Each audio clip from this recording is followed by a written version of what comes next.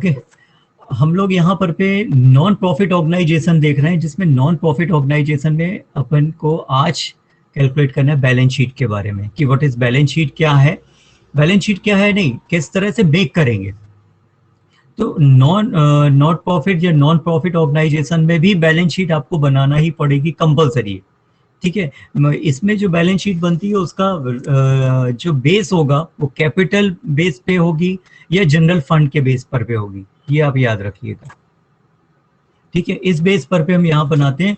और बेसिकली जब भी आप बैलेंस शीट बनाओगे उसमें हम 2-3 चीज देखेंगे, जैसे कैपिटल फंड और जनरल फंड के साथ साथ में कहाँ पे प्लेस करना है उसको, और कैपिटल एंड सरप्लस जो होगा उसको या डेफिसिट अमाउंट है उसको इनकम एक्सपेंडिचर अकाउंट, ये सभी चीज कहाँ पर पे शो करना है, कितना पोर्शन ऐड करना है, डिडक्ट करना है, कैपिटल फंड में कौन कौन से पार्ट इसमें से डिडक्ट होंगे, ऐड होंगे, ये हम बैलेंस शीट में देखेंगे।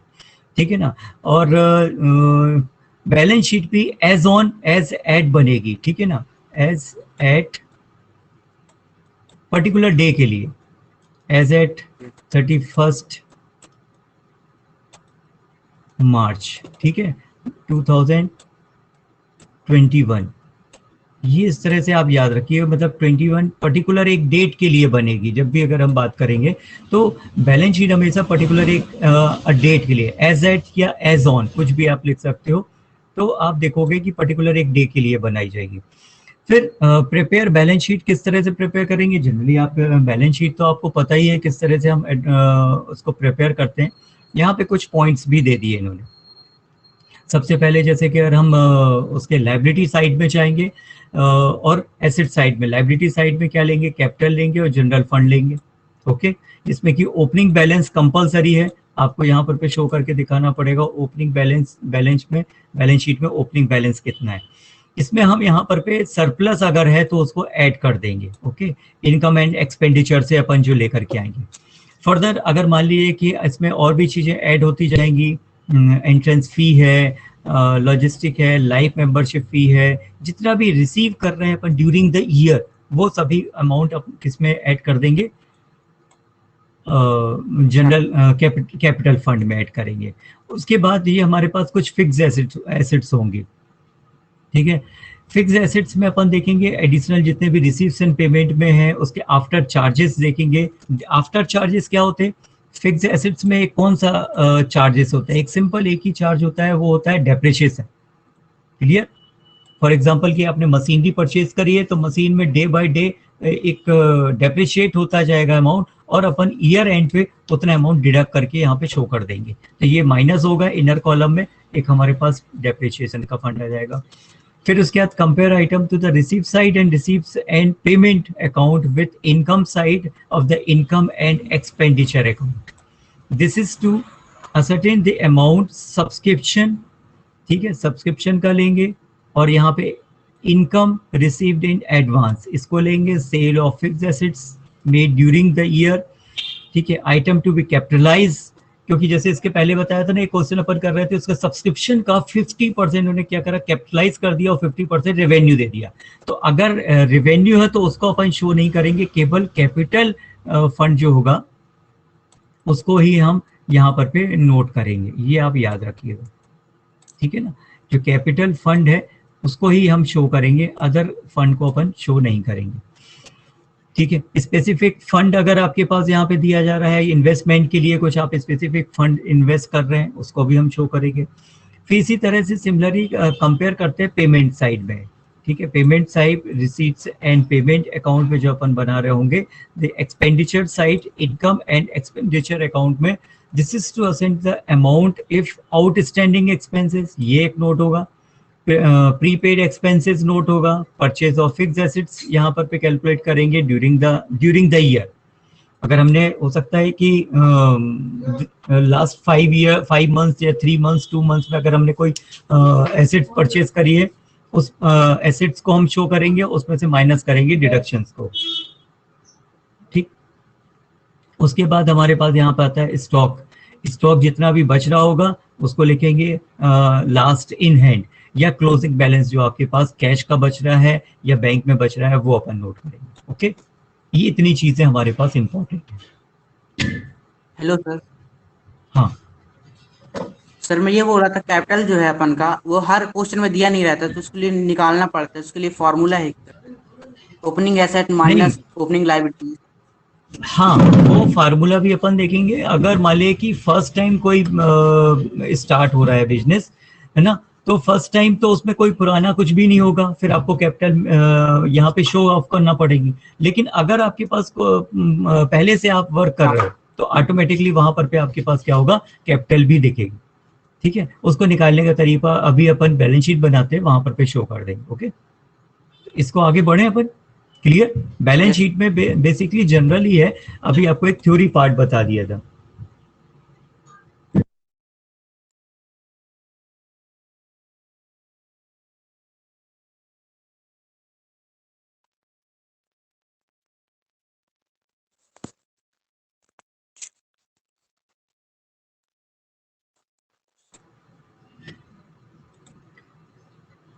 ठीक, हम लोग आगे देख रहे हैं। अब देखिए आपके पास यहाँ पे एक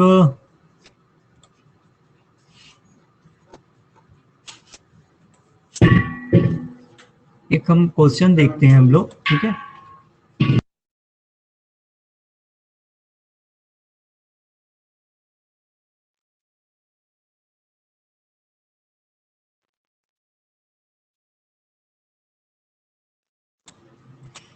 देखिए ये है हमारे पास बैलेंस शीट का एक प्रोफार्मा। चाहो तो आप इसको भी नोट कर सकते हैं। ये इस तरह से हमारे पास एक बैलेंस शीट का प्रोफार्मा है जिसको कि हम देख पाएंगे।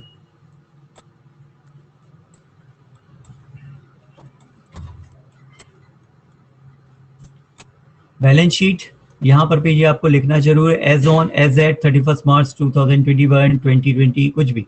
लाइबिलिटी है, एसेट्स है, यहाँ अमाउंट और अमाउंट आ जाएगा। ओके, ये देखो कैपिटल फंड में कौन पूछा था, राकेश। राकेश जी देखो, यस। कैपिटल फंड निकालने का तरीका है, सबसे पहले आपके पास ओपनिंग बैलेंस होना चाहिए। अगर नहीं है तो अमाउंट दिया होगा, नहीं तो उसको निकालने का तरीका अपन कैलकुलेट करेंगे। उस ओपनिंग बैलेंस में सरप्लस ऐड होगा।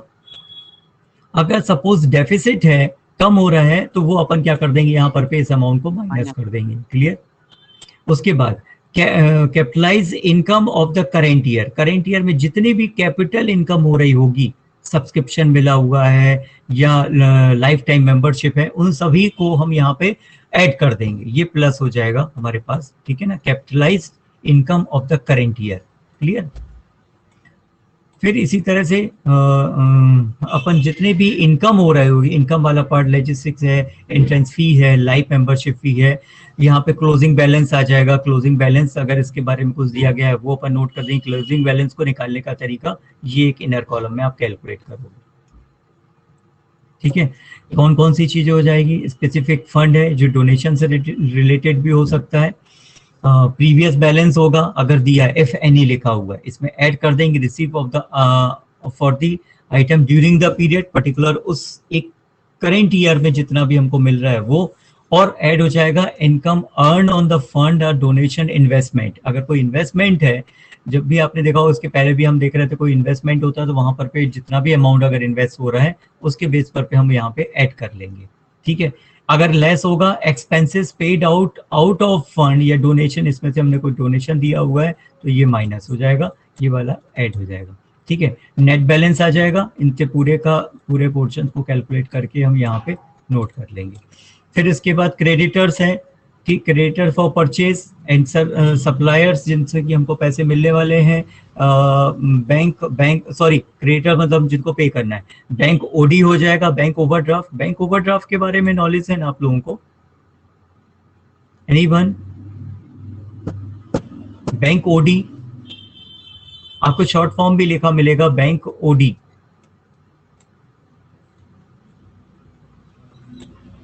ऐसा भी लिख देते बैंक ओडी। कोई बताएगा बैंक ओडी क्या होता है?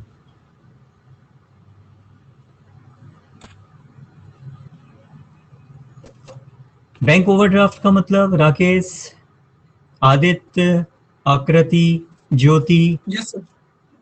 क्या बताओ, what is the sir meaning bank of overdraft bank? मतलब जब हमारे अमाउंट है उससे ओवर हो जाता है, जब मतलब कि हम लोग का ड्राइंग्स तब का है बैंक ओवरड्राफ्ट। हाँ, एग्जैक्टली बिल्कुल सही तरीका है। जब भी हम इस तरह का कैलकुलेट करते हैं कि हमारा जो बैंक से हमने पैसा विड्रॉ किया है वो ज्यादा विड्रॉ कर ले, या हमारे अकाउंट में पैसा नहीं और हम पैसा लेना चाहते हैं, तो उसको बोलते हैं बैंक ओडी, ओवरड्राफ्ट। पर्टिकुलर आपको अलग से अप्लाई करना पड़ता है बैंक ओडी के लिए, या आपको अपनी लिमिट बनाना पड़ती है, उसके अकॉर्डिंग हम क्या करते हैं बैंक ओडी यूज कर पाते हैं। बैंक आपको एक फैसिलिटी देता है 40 डेज, 50 डेज, 1 ईयर, तो उस तरह से बैंक ओवरड्राफ्ट बना करके देते हैं। उसके बाद उसमें एक्चुअली रेट ऑफ जो इंटरेस्ट है वो बहुत कम देना पड़ता है, इसलिए बैंक ओडी भी एक तरीका होता है। बैंक बोलता है इस तरह से आप यूज कर सकते हैं बैंक ओडी। जैसे ही हमारे पास पैसा आता है हम डिपॉजिट कर देंगे, हमारी बैंक ओडी खत्म हो जाएगी। ओके, अब हम यहाँ पर पे आ रहे हैं एसेट्स पोर्शन में। एसेट्स में क्या क्या आ जाएगा? Cash in hand, cash at bank, ठीक है, ये दोनों अपन यहाँ पे नोट कर दिए। आउटस्टैंडिंग इनकम, जो इनकम होने वाली थी लेकिन हुई नहीं अभी, मतलब किसी ने सब्सक्रिप्शन हो सकता है कि 50% पे किया, 50% नहीं पे कर पाया, या किसी ने एंट्रेंस फी पे कर दी है, लाइफ मेंबरशिप फी पे नहीं करी है, तो वो हमारे पास आउटस्टैंडिंग एक्सपेंसेस हो जाएगा। ओके, फिर इसी में प्रीपेड एक्सपेंसेस आते हैं। प्रीपेड की सपोज कि आपने टेलीफोन का बिल या इलेक्ट्रिसिटी बिल, या फिर हो सकता है कि जो आपके पास गोल्फ क्लब का जो ग्राउंड है, या फिर आपके पास लाइब्रेरी का आपने रेंट पे ली हुई है लाइब्रेरी का वो पोर्शन, तो उसका आपने रेंट पहले से पे कर दिया, मींस प्रीपेड एडवांस पेमेंट, वो भी आपका कहाँ पे आ जाएगा? एसेट्स में आ जाएगा। ठीक है, उसके बाद stock of consumable item, previous balance इसमें अपन निकालेंगे। Purchase in the current period, जितना भी परचेज कर रहे हैं, सपोज कि आपने एक नई मशीन, आपके पास एक पुरानी मशीन थी, उसकी कॉस्ट, साथ में कोई नई मशीन उसमें ऐड ऑन कर दी, वो ऐड हो जाएगी। उसके बाद अगर कुछ उसमें से माइनस हो रहा है, वैल्यू कंज्यूम कर रहे हैं ड्यूरिंग द पीरियड, या डेप्रिशिएशन ही है, आपको इसको बहुत अच्छे से समझ लीजिए कि एक तरीके से डेप्रिशिएशन वाला पार्ट है, तो माइनस होकर के फाइनल अमाउंट आपके पास यहाँ पे आ जाएगा। ठीक है, ये प्रीवियस बैलेंस और इन सब के बेस पर पे नेक्स्ट इसमें दे रहे हैं purchase in the current period, book value of the asset sold या डिस्पोज्ड ऑफ। अगर आपने कोई मशीनरी परचेज की उसके बारे में भी बता रहे हैं, इसी तरीके से है। और डिस्पोज करना या उसका डेप्रिशिएट कर देना उसको, तो वो अमाउंट यहाँ पे माइनस हो जाएगा। क्लियर है? ये भी अपॉन अमाउंट लिख देंगे। क्लोजिंग बैलेंस, जो स्टॉक आपके पास बच रहा है वो क्लोजिंग बैलेंस हो जाएगा। चलिए, ओवरऑल हमारे पास एक क्वेश्चन है, from the following receipts and payment दिया गया है, एक अकाउंट है, एंड एडिशनल इंफॉर्मेशन भी इसके साथ में कुछ दी गई है relating to excellent cricket club के बारे में। ठीक है, एक क्रिकेट क्लब का अपन देख रहे हैं यहाँ पे क्या क्या दिया है, मेन इस पे अंडरलाइन कर लीजिए, रिसीप्ट्स एंड पेमेंट अकाउंट, और कुछ इंफॉर्मेशन दी गई। प्रिपेयर क्या करना है आपको? Income and expenditure account for the year ended 31 March 2015, and important factor क्या है? Balance sheet. क्लियर? आप क्वेश्चन में देख रहे हो, आपके पास बैलेंस दिया हुआ है, मेंबरशिप सब्सक्रिप्शन दिया है, मेंबर्स एडमिशन फी दिया है, sale of old sports material दिया है, हायर ऑफ ग्राउंड दिया है, किराए पे लिया गया है, subscription of tournament, life membership fee, donation. यहाँ पर पे देखिए बैलेंस बैंक ओडी यहाँ पे आ गया आपके पास। Upkeeping of field and pavilion जितना भी है उसको आपको साफ कराना, अपकीप करना फील्ड के बारे में। टूर्नामेंट एक्सपेंसेस है, रेट्स एंड इंश्योरेंस है, टेलीफोन चार्जेस है, पोस्टेज एंड कोरियर चार्जेस है।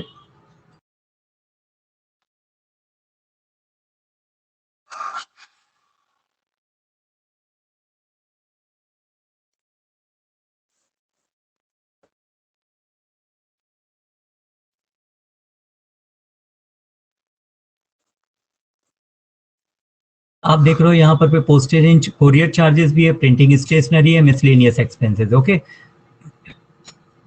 क्वेश्चन को तो शेयर कर देंगे, नो प्रॉब्लम। फिर देखिए अब इसके ये क्वेश्चन यहाँ पे सेक्रेटरी हॉनरेरियम है, ग्रास सीड्स है, इन्वेस्टमेंट है, परचेज एंड स्पोर्ट्स मटेरियल्स है, और फिर बैलेंस आपके पास आ रहा है। बैलेंस कितना आ रहा है यहाँ पर पे? 74,000 का आ रहा है। ओके, जस्ट मिनट ना।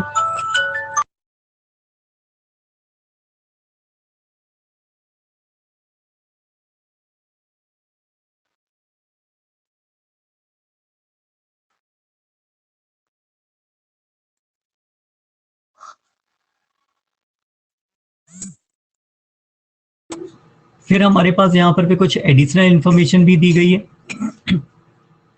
ठीक है, एसेट्स के बारे में प्लेग्राउंड हमारे पास दिया गया है 5 लाख का, कैश इन हैंड दिया गया है 18,000, स्टॉक ऑफ स्पोर्ट्स मटेरियल दिया गया है 85,000, प्रिंटिंग स्टेशनरी आपके पास 11,000, सब्सक्रिप्शन रिसीवेबल दिया हुआ है 28,000। ठीक है,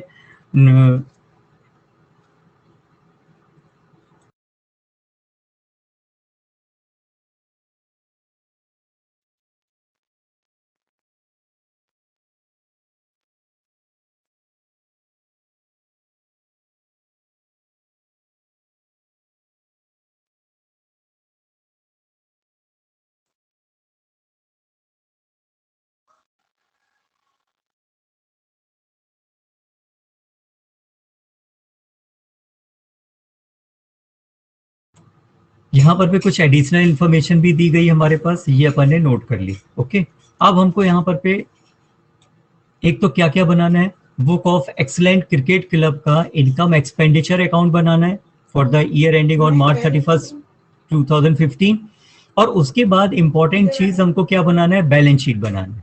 तो इनकम एक्सपेंडिचर बहुत ही सिंपल सी बात कि जितना भी पोर्शन है वो तो आप सीख गए अभी तक। इनकम एक्सपेंडिचर अकाउंट बनाना, इनकम एक्सपेंडिचर में देखिए आपने 1,15,000 नोट कर दिया, आप keeping of field and Pavilion.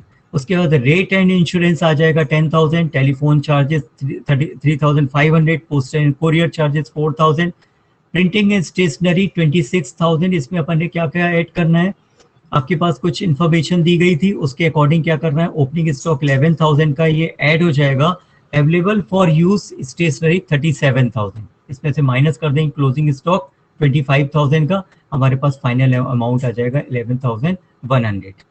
Clear. Stationery consume हो रही है 4,400, मिसलेनियस एक्सपेंसेस 30,000, और use for secretary honorarium 2,600।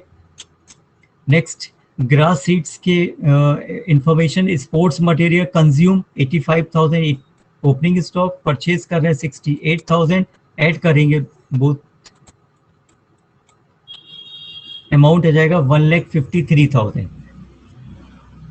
Okay, less closing stock 76,500, ये फाइनल अमाउंट हमारे पास आकर रहा है 76,500। ओके, इनकम साइड्स पे आते हैं अपन, सब्सक्रिप्शन 2,50,000 ऐड कर रहे हैं, आउटस्टैंडिंग क्लोजिंग है जो अनरिसीवेबल है अमाउंट 42,000 का, ये ऐड हो जाएगा 2,92,000। आउटस्टैंडिंग पेंडिंग है हमारे पास, ठीक है, ओपनिंग वाला जो अमाउंट था उसको अपन माइनस कर देंगे 28,000, ये अमाउंट आ गया 2,64,000। एडमिशन फी है आ गई 15,000, sale of old sports material 2,500, rent of hall का रेंट है 28,000 ने रिसीव किया। टोटल इस पोर्शन का टोटल कितना हो रहा है आपके पास, 3,09,500। इस अमाउंट में से इतने पोर्शन को आप सब्सट्रैक्ट कर दीजिए। ओके, ये अमाउंट बैलेंस फिगर कहलाएगा 52,400। Excess of income over expenditure, surplus जो लिखते हैं ये आप लिखना नहीं भूलना, ठीक है, लेकिन उन्होंने नोट भी दिया हुआ है। चलिए नेक्स्ट, अब हम देख रहे हैं assets liability, balance sheet. Balance sheet के ऊपर आ जाएंगे, बैलेंस शीट है हमारे पास, बैलेंस शीट देखिए, balance sheet of excellent cricket club as on March 31, 2015, as on लिखिए, एज एट लिखिए, no problem. Liability, assets, amount. Okay, capital fund में देखिए 6,26,000 था यहाँ पे अमाउंट। राकेश याद है ना, पूछा था कि सर हम कैपिटल कैसे निकालेंगे। कैपिटल निकालने का ये एक तरीका है, बैलेंस शीट एक्सीलेंट क्लब की, यहाँ पर पे हमने क्या करा है, कैपिटल निकालने का एक तरीका है कि आप किस तरह से कैपिटल कैलकुलेट करोगे। ओके, ये बैलेंस फिगर से अपन ने निकाल दिया। कैसे निकाला देखो मैं बता रहा हूँ। कैश इन हैंड आपके पास 18,000, ठीक है, आउटस्टैंडिंग सब्सक्रिप्शन भी है आपके पास 28,000 का, ये भी लिख दोगे अभी आप एसेट्स पोर्शन में। स्टॉक ऑफ स्पोर्ट्स मटेरियल 85,000 के, प्रिंटिंग एंड स्टेशनरी आपके पास 11,000 की ओपनिंग, प्लेग्राउंड 5 लाख, ठीक। इस पूरे पोर्शन को आपने यहाँ पे ऐड करा, कितना अमाउंट आ गया 6,42,000। ओके, अब इसमें से बैंक ओडी आपने देखा 16,000। बैंक ओडी मतलब आपके पास पैसा नहीं है, ठीक है। इस अमाउंट को हम यहाँ पे, हाँ वो विड्रॉ कर लिए एक्सेस। हाँ, विड्रॉ कर लिया, एक्सेस है। बैंक ओडी मतलब कि आपके अपने पैसे नहीं है, बैंक के पैसे उधार लिए हुए हैं, ठीक है ना। तो यहाँ पर पे हमने बोथ साइड में अमाउंट क्या नोट कर दिया, 6,42,000। इस अमाउंट में से अब आप क्या करो, इस वाले अमाउंट को सब्सट्रैक्ट करोगे, कितना आ गया आपके पास, 6,26,000 बैलेंस फिगर है। ये क्या कहलाएगा आपका, कैपिटल। कैपिटल या जनरल, जिसको अपन कैपिटल फंड या जनरल फंड के नाम से बोलते हैं। ओके, ये बैलेंस फिगर लिखा अभी यहाँ पे, बैलेंस फिगर।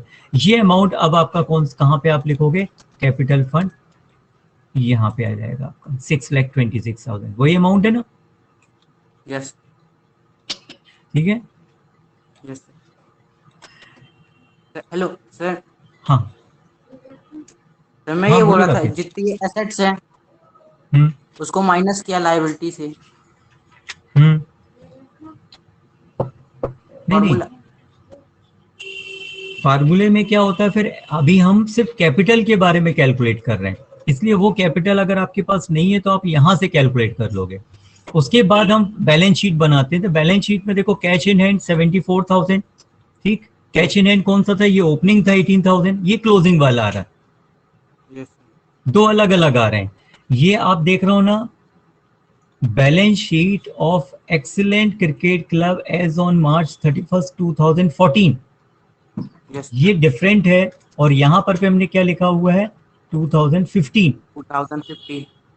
है ना। Means this is the last year balance sheet और दिस वन करंट ईयर। मतलब एक साल पहले की बैलेंस शीट बना करके हम कैपिटल का बैलेंस निकालेंगे और करंट की बना करके अभी आज की डेट के हमारे पास बैलेंस कैपिटल फंड आएगा जो नेक्स्ट ईयर के लिए ओपनिंग होगा। क्लियर? तो यहाँ पर पे अभी ये जो हमने कैश इन हैंड लिया है ये क्लोजिंग है और दिस वन ओपनिंग। अब क्लियर हो रहा होगा, है ना? ओके, तो यहाँ पर भी हमने cash in hand 74,000, outstanding subscription जो आपको मिलने वाला है और मिला नहीं है इसलिए उसको आउटस्टैंडिंग लिखा हुआ है, वो रिसीव होगा। मींस 42,000 रिसीव होना, इसलिए हमने क्या करा, उसको एसेट्स में लिखा। ठीक। Next, stock of sports material 76,500 जो हमारे पास क्लोजिंग है। नेक्स्ट आप देख रहे हो stock of printing. Stock of printing के लिए देखो आप बैक पेज पे चले जाइए, 25,900, ये हमने यहाँ पे चेक करा था। ये क्लोजिंग स्टॉक 25,900, इस अमाउंट को लेंगे, कंज्यूमेबल को नहीं लेंगे। कंज्यूम हुआ है आपके पास 11,500 का, लेकिन हम यहाँ पर पे कितना शो कर रहे हैं,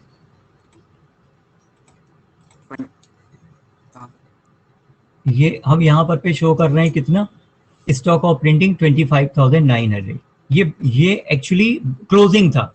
और जब आप इनकम एक्सपेंडिचर या कोई भी अकाउंट बनाएंगे वहां पर भी हमने क्या करा था, उतना माइनस करके दिखाया कि कंज्यूम कितना हुआ है और यहाँ पे आपको एज इट इज बैलेंस दिखाना है। उसके बाद ये stationery investment 6 lakh, playground 5 lakh, total इधर का कितना आ रहा है आपके पास 13,18,400। ठीक है, ये दोनों अमाउंट इक्वल होने चाहिए बोथ साइड। यहाँ पर भी आपको कुछ भी नहीं करना, आपने क्या लिखा, कैपिटल फंड, यहाँ से लेकर के आए हम 6,26,000, this is closing and this is opening हो गया। उसके बाद सरप्लस को हम यहाँ पे ऐड कर रहे हैं 52,400, ये अमाउंट आ जाएगा। इसमें ऐड कर रहे हैं लाइफ मेंबरशिप फी, ये सब कैपिटल फंड में कन्वर्ट होते हैं। सरप्लस आपका प्रॉफिट है इसलिए वो कैपिटल में चला जाएगा। लाइफ मेंबरशिप फी भी क्या हो रही है कि हमारे पास हमारा long term life term income है और वो उसको हम क्या बोलेंगे, कैपिटल फंड में ऐड करेंगे। तो कैपिटल में अपन ने इन दोनों को ऐड कर दिया।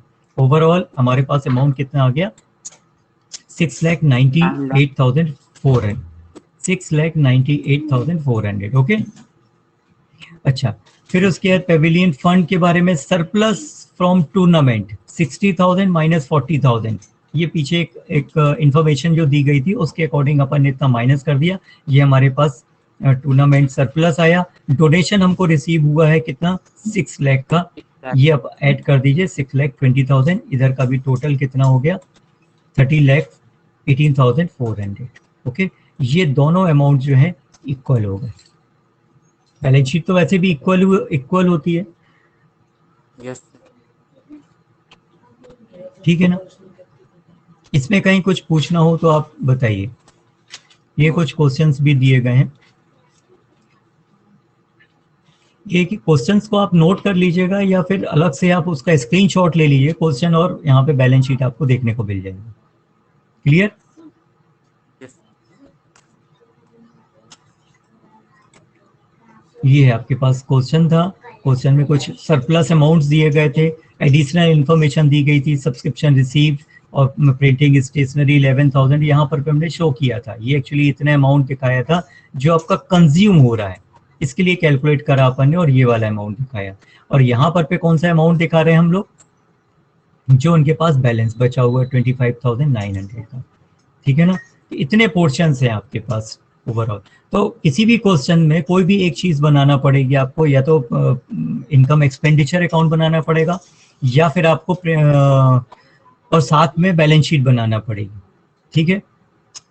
या रिसीव पेमेंट अकाउंट बनाएंगे और साथ में बैलेंस शीट बनाना पड़ेगी, या कोई एक भी आइटम बनाने के लिए आ सकता है।